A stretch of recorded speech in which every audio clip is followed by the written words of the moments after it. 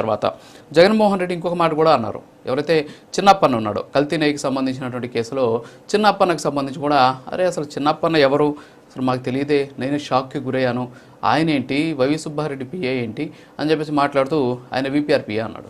VPR అంటే వేమిరెడ్డి ప్రభాకర్ రెడ్డి, ఒకప్పుడు వైఎస్ఆర్ కాంగ్రెస్ పార్టీలో ఎంపీగా ఉన్నారు, ఆ తర్వాత టీడీపీలో చేరి ప్రస్తుతానికి నెల్లూరు టీడీపీ ఎంపీగా ఉన్నటువంటి పరిస్థితి. సో ఆయన పిఏ అని చెప్పేసి చెప్పినటువంటి సిచ్యువేషన్. గతంలో కూడా అనేక సందర్భాల్లో పార్టీలో ఎవరైనా సరే తప్పు చేస్తే వాళ్ళని వెనకేసుకొచ్చేటువంటి ప్రయత్నం చేస్తారు, కానీ పార్టీని సస్పెండ్ చేసేటువంటి ప్రయత్నం చేయలేదు, వాళ్ళ మీద చర్యలు తీసుకోలేదు. అది జగన్మోహన్ రెడ్డి నైజమా లేకపోతే వ్యూహాత్మక నిర్ణయం అనేది మాత్రం తెలియదు. కానీ ఈ ఇద్దరు నాయకుల మధ్య ఈ రెండు వేరు పరిస్థితులు అయితే మనకు కనిపిస్తూ ఉన్నటువంటి సిచ్యువేషన్ అయితే ఉంది. సో చంద్రబాబు నాయుడు కూడా ఇప్పుడు ఇదే అంశాన్ని కూడా ఆయన అలాగే టీడీపీకి సంబంధించిన నాయకులు పెద్ద ఎత్తున ప్రచారం కూడా చేస్తూ ఉన్నటువంటి పరిస్థితి. అయితే ఈ నేపథ్యంలో అసలు ఎవరు గొప్ప అంటే పార్టీని నమ్ముకున్నటువంటి నాయకులు తప్పు చేస్తే వాళ్ళని కాపాడాలనా లేకపోతే తప్పు చేసినటువంటి వాళ్ళని చట్టం ప్రకారం శిక్షించాలనా?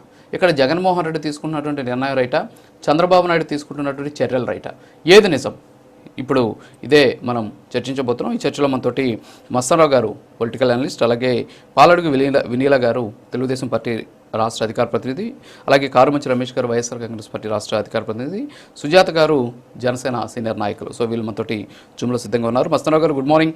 ఏంటి అసలు ఇద్దరు నాయకులు, ఒకరేమో తమ వారిని కాపాడుకునేటటువంటి ప్రయత్నం, ఇంకొకరేమో ఎంతటి వారైనా సరే తప్పు చేస్తే ఎట్టి పరిస్థితుల్లో శిక్ష తప్పదు, ఎమ్మెల్యేలైనా సరే సస్పెండ్ చేస్తాను పార్టీల నుంచి, ఎమ్మెల్యేలైనా సరే గీత దాటితే వేటు తప్పదు, ఇలాంటి రకాలైనటువంటి అనేక అంశాలను ఆయన ఈ మధ్యకాలంలో చంద్రబాబు నాయుడు అలా వ్యవహరిస్తున్నారు, జగన్మోహన్ రెడ్డి ఇలా వ్యవహరిస్తున్నారు. ఏంటి ఎవరు గొప్ప అంటారు, ఎవరు తీసుకుంటున్నటువంటి నిర్ణయాలు రైట్ అంటారు? గుడ్ మార్నింగ్ అండి.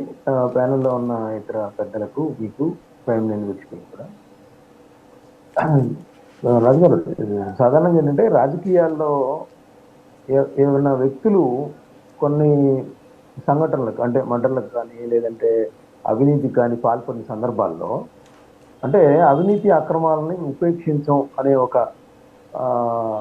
అందరికీ కూడా ఒక ఇండికేషన్ వెళ్ళేలాగా సీరియస్ యాక్షన్స్ అనేవి ఉంటా ఉంటాయి. సాధారణంగా రాజకీయ పార్టీల్లో కావచ్చు, ప్రభుత్వాల్లో కావచ్చు, ఎక్కడైనా ఒక సంస్థల్లో కావచ్చు, ఎవరైనా అవినీతి అక్రమాలకు కానీ లేదంటే ప్రజల్లో వాళ్ళ పాల్పడిన సంఘటనలు ఏవైతే ఉన్నాయో అవి వాళ్ళ పార్టీ మీద వాళ్ళ సంస్థ మీద ఇంపాక్ట్ చూపిస్తున్నప్పుడు ఖచ్చితంగా వాళ్ళ మీద యాక్షన్ తీసుకుంటాం అనేది జరుగుతూ ఉంటుంది. లేకపోతే ఏమవుతుందంటే వాళ్ళ పార్టీ విధానమే అది కదా లేదా ఆ సంస్థ విధానమే అది కదా అనే ప్రజల్లో కూడా తీసుకువెళ్ళే ప్రమాదం. అందువల్ల ఇట్లాంటి జాగ్రత్తలు ఇటీవల కాలంలో సోషల్ మీడియా వచ్చిన తర్వాత ఏంటంటే ప్రజలు ప్రతిదీ కూడా క్షుణ్ణంగా మైన్యూట్గా పరిశీలిస్తున్న సందర్భాలు ఉన్నాయి. ఎందుకంటే గతంలో పేపర్లో వాళ్ళు స్టేట్మెంట్ ఇస్తేనే వచ్చే పరిస్థితి, ఈరోజు ఎవరికి వాళ్ళు వీడియోలు చేసేసి పెట్టేసే పరిస్థితి కూడా ఉంది. పైగా పోస్టింగ్లు కూడా పెట్టేస్తా ఉన్నారు. ఎవరు ఏంటి, జగన్ గారు అలా చేశారు, చంద్రబాబు గారు అలా చేశారు, నరేంద్ర మోడీ గారు, ఇప్పుడు ఇందుకో వ్యవహారం చూస్తే మనం చూడొచ్చు నెటిజన్లు ఏ విధంగా కేంద్ర ప్రభుత్వం మీద ఆగ్రహ వ్యక్తం చేస్తా ఉన్నారు. ఈవెన్ జాతీయ మీడియాలో లోకేష్ గారి గురించి వాళ్ళ దీపక్ రెడ్డి గారు మాట్లాడినా కూడా సో ఎట్లా రెస్పాన్స్ వస్తుందనేది ఇప్పుడు మనం ఇక్కడ గమనించాలి. సో ఇక్కడ ఇటీవల కాలంలో మనం చూసినట్లయితే మీకు మనకి తిరువూరు ఎమ్మెల్యే ఉన్నారు, ఆయన మీద ఆయన పార్టీకి వ్యతిరేకంగా ప్రభుత్వానికి వ్యతిరేకంగా మాట్లాడుతున్న సందర్భాలు చాలా చూసాం. సో దానికి పిలిచి మాట్లాడటం జరిగింది. ఈరోజు ఆయన మీద వేటు పడడానికి సిద్ధంగా ఉన్నాయనే ఇండికేషన్ కూడా ఇచ్చిన పరిస్థితి కూడా అక్కడ గమనించదు తెలుగుదేశం పార్టీకి సంబంధించి. అదేవిధంగా మనం జయచంద్రారెడ్డి, ఆయన అంతకుముందు వైఎస్ఆర్సీపీలో ఉన్నా కూడా వాళ్ళ రెస్పాన్సిబిలిటీ, వాళ్ళు ఏదో కొంతమంది పార్టీ నాయకులు తెలుగుదేశంలో చెప్తా ఉంటారు, కానీ తెలుగుదేశం చేర్చుకొని టికెట్ ఇచ్చిన వ్యక్తి ఆ విధంగా కల్తీ మద్యానికి పాల్పడటం అనేది మామూలు విషయం కాదు. సో దాన్ని వెంటనే వాళ్ళు కూడా సస్పెండ్ చేసిన పరిస్థితి కూడా ఉంది. అలాగే కొన్ని సందర్భాల్లో ఇటీవల కాలంలో చూస్తే ఎక్కడైతే గీత దాటుతా ఉన్నారో మనకి అక్కడ మన మధ్య బాలకృష్ణకి సంబంధించి జూనియర్ ఎన్టీఆర్కి సంబంధించి అనంతపురంలో ఆయన ప్రసాద్ గారు చేసిన దగ్గుబాటి ప్రసాద్ గారు చేసిన వ్యాఖ్యల సందర్భం కావచ్చు ఎక్కడికక్కడ ఖండిస్తూ ఉన్నారు, వాళ్ళకి హెచ్చరికలు జారీ చేస్తున్న పరిస్థితి ఉంది. వేరేది ఏంటంటే ఇక్కడ జగన్మోహన్ రెడ్డి గారు ఫస్ట్ కూడా ఒక మాస్ లీడర్ అనమాట. ఆయన ఎవరినైనా వాళ్ళకి సంబంధించిన వ్యక్తులు ఏదైనా పాల్పడినా కూడా కొంత ఈజీగా తీసుకుంటాం, లేదంటే వాళ్ళకి ఇంటర్నల్ గా ఏమన్నా జారీ చేస్తారో కానీ బహిరంగంగా అయితే అలాంటి పరిస్థితులు ఎక్కడ కనపడలేదు. ఎందుకంటే మనం చూసాం ఇప్పుడు గోరంట్ల మాధవ్ గారికి సంబంధించి ఆయన ఆ వీడియో వెలుగులోకి రాగానే ఆయన మీద సీరియస్ యాక్షన్ ఉంటుందనేది కూడా అప్పట్లో బాగా ఫస్ట్ 2 రోజులు సజ్జల రామకృష్ణారెడ్డి గారు కూడా ప్రకటించారు. కానీ ఆ తర్వాత ఏమైందో తెలీదు, ఆయన మీద యాక్షన్ అనేది లేదు, మీరు గమనించే ఉంటారు. ఆ తర్వాత చూస్తే మనకి అనంతబాబు గారికి సంబంధించి కూడా ఆయన మర్డర్ జరిగింది, సస్పెండ్ చేశారు. సస్పెండ్ చేసినా కూడా అది ఇంప్లిమెంటేషన్ లో కనపడలేదని కూడా ప్రజల నుంచి అప్పట్లో వచ్చిన పరిస్థితులు ఉన్నాయి. అవును.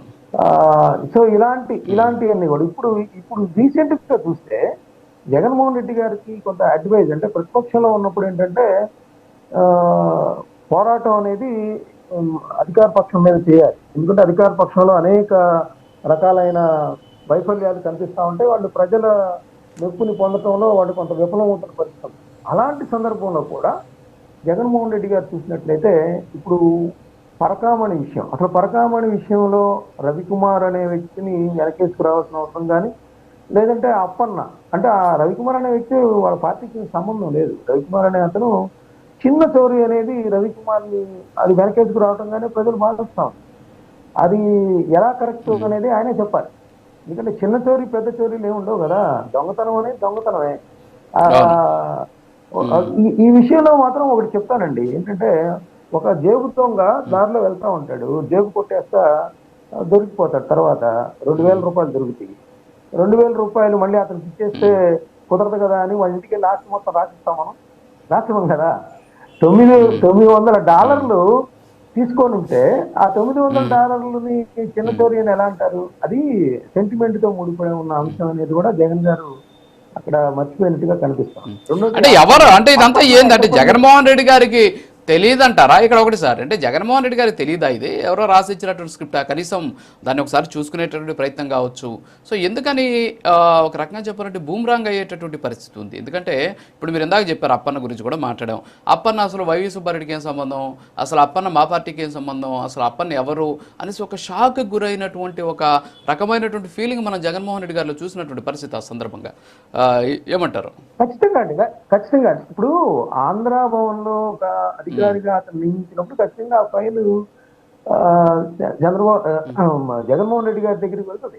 ఖచ్చితంగా అక్కడికి ఎవరిని అపాయింట్ చేస్తున్న విషయం ఆ స్థాయిలో తెలియకుండా ఉండే పరిస్థితి కాదు, సంతకం పెట్టి. ఎందుకంటే అప్పన్న ప్రతిరోజు ఆయన వైవి సుబ్బారెడ్డి గారు వెంటే ఉంటారు, దానిలో అందరికి తెలిసిన విషయమే. అయితే ఆయన అధికారికంగా ఉంటారా అనధికారికంగా ఉంటారా అనేది పక్కన పెడితే వైవి సుబ్బారెడ్డి గారి వ్యవహారాలు అప్పన్న చూసేవారు అనేది అందరికీ తెలుసు, రాజకీయాల్లో ఉన్న అందరికీ తెలుసు. అయితే నేననేది ఏంటంటే టెక్నికాలిటీస్ కంటే కూడా అది పార్టీ మీద ఇంపాక్ట్ పడుతున్నప్పుడు అప్పన్న అనే వ్యక్తిని రక్షించాల్సిన అవసరం లేదు కదా. అదేవిధంగా రవికుమార్ దొంగతనం ఇప్పుడు ఇటీవల కాలంలో చూస్తే, అంటే నేను జస్ట్ విశ్లేషణ చెబుతున్నానండి, ఎవరి మీద కాదు. నేను అనేది ఏంటంటే తెనాలి వెళ్ళారు. తెనాలి ఆయన వెళ్ళినప్పుడు రౌడీ షీటర్ల ఇంట్లో వాళ్ళని పరామర్శిస్తున్నారు. ఓకే, వాళ్ళకి మానవ హక్కులు అన్యాయం జరిగి ఉండొచ్చు. ఒక మాజీ ముఖ్యమంత్రి స్థాయిలో ఒక పార్టీ ప్రతినిధి బృందాన్ని, లీగల్ బృందాన్ని పంపించారు. కానీ ఆయనే స్వయంగా వెళ్తాం, వేరే రెప్లికేషన్స్ వచ్చాయి. రౌడీ షీటర్లకి సపోర్ట్ గా ఒక మాజీ ముఖ్యమంత్రి వెంటనేది వచ్చింది ఆ రోజు.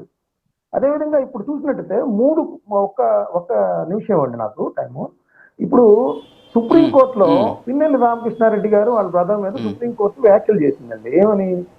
పోలీస్ స్టేషన్ లో ఉండాల్సిన కేసు డైరీలు కానీ, లేదంటే కోర్టులో ఉండాల్సిన కేసు డైరీ ఎక్కడికి వాళ్ళ ఎలా వచ్చిందంటే ఆ ప్రెస్ మీట్ లో ఆయన వాళ్ళని కూడా చేశారు. అదేవిధంగా కల్తీనయ్యే విషయంలో సుప్రీంకోర్టు ఆధీనంలో జరుగుతూ ఉంది, దాని మీద కూడా ఆయన వెనకేసుకొచ్చే ప్రయత్నం చేశాడు. అదేవిధంగా పరకామణి హైకోర్టు స్వయంగా రంగంలో దిగి లోక్ అదాలత్ను కూడా రద్దు చేసిన పరిస్థితి ఉంది. అసలు లోక్ అదాలత్ జడ్జి ఎవరు అన్న, జడ్జికి ఏమి సంబంధం అనేది కూడా వ్యాఖ్యానించారు. సో అది కోర్టులో ఉన్న అంశాల మీద కూడా ఆయన ఆ నిందితుల్ని వెనకేసుకు రావటం పార్టీకి మంచి. మళ్ళీ వస్తాను సార్. ఎస్ ఓకే, మళ్ళీ వస్తాను మీ దగ్గరికి. వినీల్ గారు గుడ్ మార్నింగ్ అండి. ఒకసారి మీ దగ్గరకు వచ్చే ముందు సార్ అది ఒకసారి ఆ డాక్యుమెంట్ ప్లే చేయండి. వినీల్ గారు, నిన్న మనం చూసాం కడూరు చిన్నప్పన్న ఈయన